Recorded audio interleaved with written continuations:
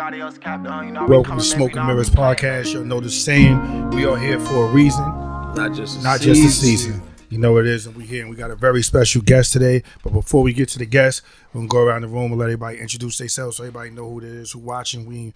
Y'all ain't seen us in a while, but we back. We back. Slick. Better than ever. You know it's me, Slick. Hashtag Slick Chat on Instagram. You know what it is. You find your boy all day long. Relationship talk. That's my goal. Yeah. It's your boy White. We here. We back. You can follow me, Maybach the President, on Instagram. You know my thing. This is a pre-recorded live show. Right now, it's just strictly pre-recorded. Facts. Shout out to the sponsors, Energy Fuel, for giving us the drinks, good food. So shout out to them. Shout out to Energy Fuel Store for coming through and sponsoring us with everything. And we're going to get right into this, man. We got my guy here. I'm going to let him introduce himself, and then we're going to get right into this interview. What up, everybody? My name is Capital E, CEO and founder of PIF Group, lifelong entrepreneur. Been a hustler since a jit, standing on business. That's what I'm here about today, my new business. All right, let's clap it up for my man. Hey, give it up for my boy, man. My boy.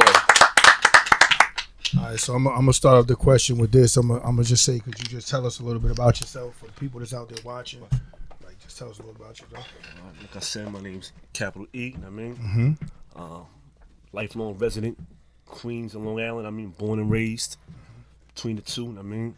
Queens and which was one you rap it more, though? That's definitely alive, bro. Okay, here we go. We in the building.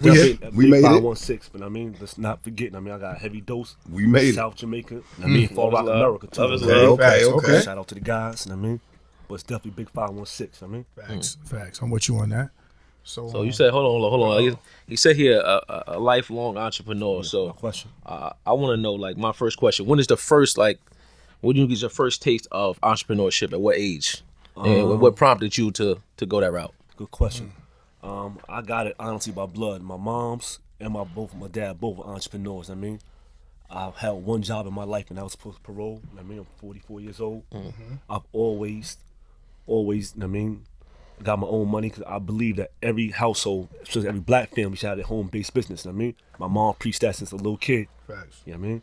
So that was always what I was about. My very first hustle, I took a bunch of book sales in the house, went door to door selling like a library salesman. Oh man, so your mom's books? Nah, whatever books I can find in the crib, old dusty books, missing pages. Nah, respect to that. That's good. That's a hustle. That's where the hustle started. Definitely, that's where it comes from. The house. Now, you said mom preached, having your home based business, right? So now, what prompted you as far as your mom's vision for you? Was it because she wanted you guys to lean towards entrepreneurship for more so freedom, or just building like generational wealth? Like, what was the vision behind her? That's dope. I'm gonna give a good shout out to my mom. Rest in peace. Rest in peace, bro. Thank you. Question, man. I think I heard the same thing. My mom, she was dope. My mom's a Black Panther.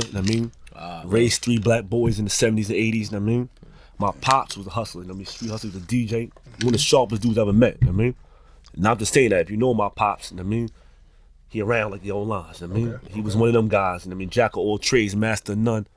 And my mom was a big dreamer. She always had high aspirations. Like, even though we grew up impoverished, like I said, we were migrants. We moved from place to place. So this is why you got the mixed answer you got about from. Okay. I'm from planet Earth, bro. There you go. Definitely. I try not to really. And I try not to really get too geographical. We'll get into that in a minute because I'm trying to unite instead of divide. So I really don't get into respect. You know what I mean? That's what it's about. But that bug bit me young, bro. My mom's kind of instilled it in me. And she got that fire going. I seen her start numerous businesses. Her friends, like for instance, one of the business they started, the first one that got me really going was they started a bus service for the men and women in Nassau County. At the time when I was young, got in trouble. There wasn't no bus service going up top to see everybody. Going up to jail. Okay. Right. Definitely. So mom started that to make sure that me and the guys had to be able to get visits. Okay, so your company is PIF? PIF Group, yes. PIF Group, yes. Right? And you started that all by yourself? Or No. Okay. No, actually I didn't. I have, even though I'm sitting here, I have plenty, we ain't by ourselves, there's other like-minded brothers like ourselves. And when I started PIF Group, I started with my sister who's, shout out to you, Nat, you're probably gonna watch this, I know you give it up. Okay.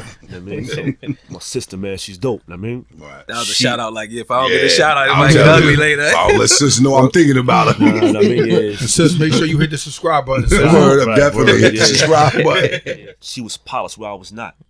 You know what I mean? She balance you out. Right. I had a background in, like we talked, ground and pound. I know how to monetize, bro. That's one of my things. I know how to bring the money to the table. I've been doing that since a kid. You know what I mean? I heard you speak on that. You know what I mean? I know how to monetize. Sis knows how she's polished. Okay. You know what I mean? And so that two together, it was just a powerhouse. I mean, I had a lot of connections that I made through when I started doing comedy shows. Me and one of my homeboys, shout out to Ron Du, we started doing comedy shows back in 2010, 2011. And we started a lot of comedians that's relevant now, to tell you the truth. You know what I mean? Okay. Oh, just from that platform right there. Oh yeah. Okay. Oh yeah. You know what I mean? So we have long connections that made through that. And just from that into my own personal relationships and personal ties, you know, I know a lot of entertainers. That's how Skeens, we had Cecil Entertainment back in the days, you know what I mean? And that was spearheaded our music at the time. So I just split that, and then when I went in the way, got in trouble. Right. I knew that I couldn't continue that path. You know what I mean? Definitely. So I had to figure We something all out. allowed to change. We all allowed to change. Facts. Let me ask you this. So PIF Group, Yes. tell us about your products. Right. With PIF Group. Right. Well, I'm gonna talk specifically about PIF Cloud today. So Okay. PIF Group, like I said, we started it. PIF Group is a marketing company. Okay. I'm a widget guy. Okay. So to give you a little bit of my background, I've been building products and businesses for a long time. One of my biggest businesses, and what's probably got me cut my teeth the best, was a product I invented called the Quick Can.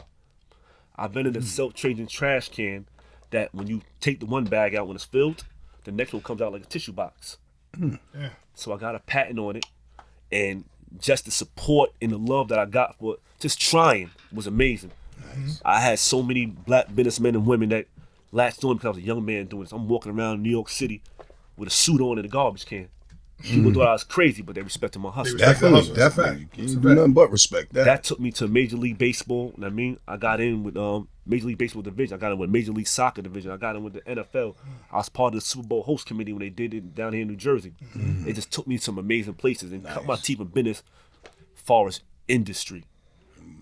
You follow?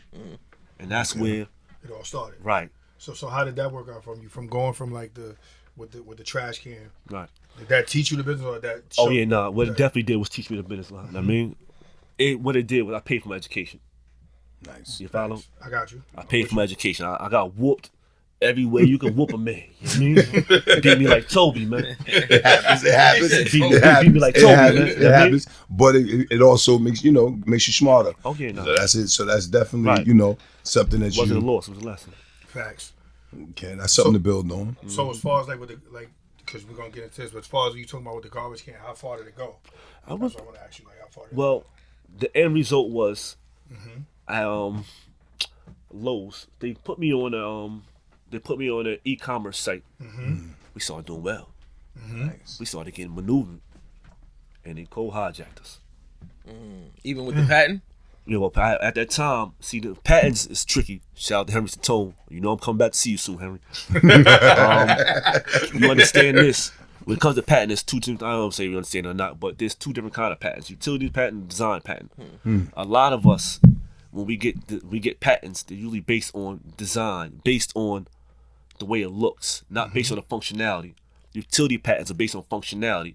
So my patent, I couldn't get it based on utility because you can't patent a garbage can. It's already patented. You can make improvements, it's like that. So I had protectable parts. Right. But if I take your shirt, change a little letter, change a little color, you know what I mean? That may be Pantone number, hashtag 276. I give hashtag 278. I'm good to go. I'm protected.